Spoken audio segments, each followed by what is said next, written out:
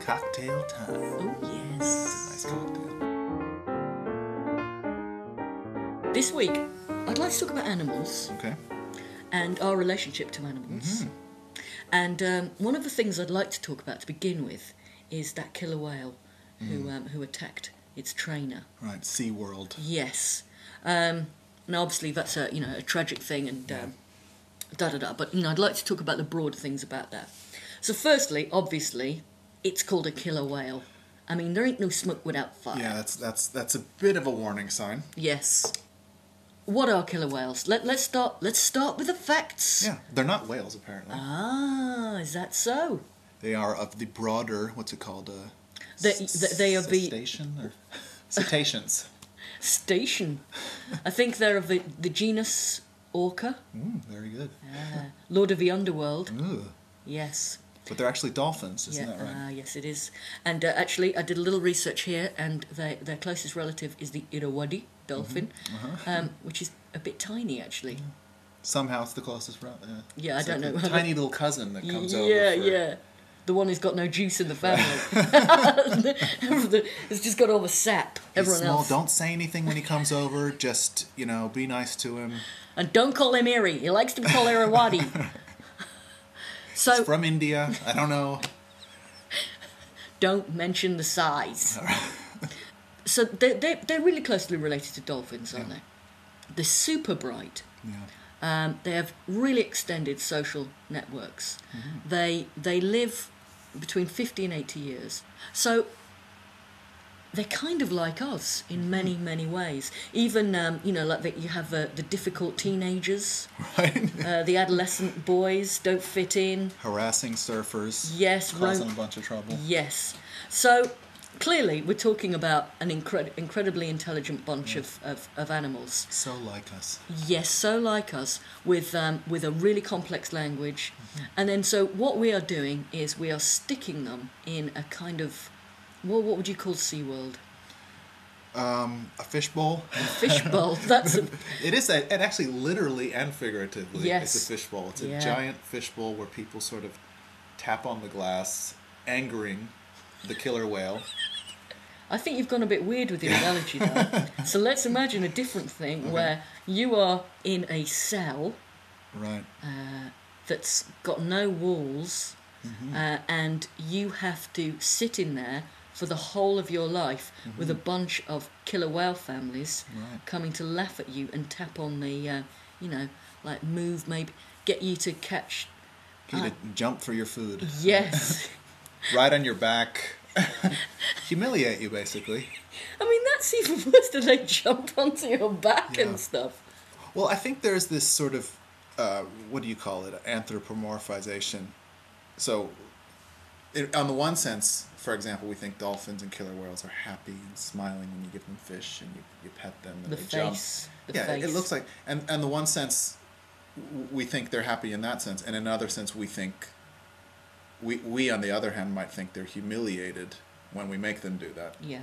But we don't really know. The only thing we know is that occasionally they snap and kill someone. I think you have to be pretty dumb to know that you can't put a super intelligent animal in a situation like that, laugh at it, poke it, and sort of the acoustics and the noise and all the craziness. Yeah, that was in the movie The Cove. They're in these tanks and there's all this whatever sound waves that go through the. What tanks? Who are in tanks? Oh, the dolphins, the killer whales. They're What, these like tiny SeaWorld? tanks. Yeah, they're used to being in the ocean. relatively limitless ocean, where there's everywhere for sound waves to travel, and in these little tanks, there's roaring audiences applauding. Yeah. Even the applause is torture. Torturing them. Yeah. So it's lovely, isn't it? So I guess the news flash isn't killer whale attacks or kills trainer. It's, there should be a news flash every day. Killer whales haven't snapped today. Right. I mean, it's just amazing. Yeah. And well, the thing is, apparently that killer whale had killed before. Yeah. Maybe 3 times. So it's not like it's not a, it's not like a tiger when it does that, it gets put down. Yeah. it's such a moneymaker Right. that, well, I think they go into it open-eyed. Who do? The trainers and the businessmen, not the audience. The audience obviously thinks the animals are loving it. When you applaud, it's like they're taking a bow. They think it's as if they're in on the whole thing. They're backstage with a towel around their neck. Good show tonight, Orca won. Yeah, do you think they like me tonight? Yeah, I don't know. I killed. thought my timing. Yeah, that's. Sorry, I had to take that one. But seriously though, like it's about money. Yeah. It's this is an investment and a risk, and I think the trainers and the investors and the owners of SeaWorld, they know it. Every once in a while, someone gets killed. They're willing to take that risk. The thing is, though, I mean, if this was just killer whales, it would be one thing, because I think we do reserve a sort of a special area for things like great apes and, particularly, things like dolphins and stuff We like put that. them on unicycles. Yes, I mean, they're almost like us. But then you've got, a whole other bunch of animals. I mean, there's like this really famous example of Alex the parrot, who's this, he's no longer with us, he's died. But he was this. Rest in peace. He worked with Dr. Eileen Pepperberg, and the thing is, people have been trying to get parrots. They've been trying to do experiments on parrots for years to see if But they're they just not. fly away. Well, no, they're trying to see if they're not just copying. Okay. And so Dr. Pepperberg has done all these things where she actually gave Alex treats, crunchy treats that he might like, and she taught his friend instead of him. Okay. Well, he was watching. Yes, it was called the rival model. That's not very nice either. Yeah, but no, but it was clever. She kind of, head psyched him a bit. Anyway, it ended up that by the time he died, he had, after really extensive scientific tests, he had the cognitive age of a 4 to 5 year old child. He was able to, construct sentences, categorise, put phonemes together. I mean, this isn't even an ape we're talking about. This is a bird. Yeah. And he didn't even get a crunchy treat for it. So he He had this got one big fat parrot. He's like,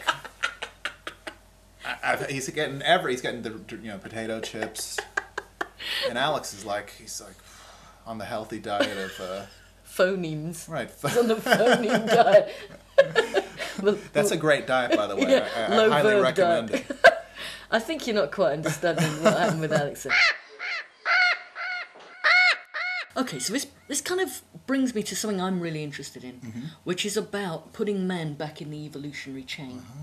Because I think there's a bigger political point to be made here, which is that we do all these things to the world, and we are poisoning the world, and we're not taking care of our environment because we are disconnected from the natural world and from the animal kingdom. And I think sometimes people seem to be in two camps. It's like the people who we love animals, we love it, and almost they hate humans. Right. And then you've got the kind of people who are like, well, they're just dumb animals. If they're so smart, well, why haven't they built the Empire State Building? God gave us dominion over them. Yes. So my point here is, it's a deep point. Yeah. Which is that, without being all kind of hippie-ish about it, we have to reconnect because this stuff is real. There's a disconnect. There's a total disconnect.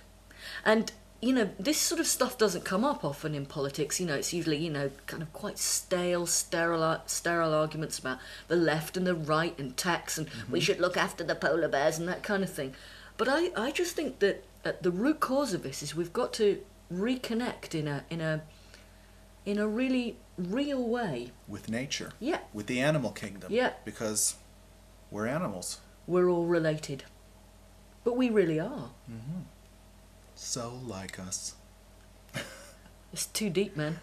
I'm signing off.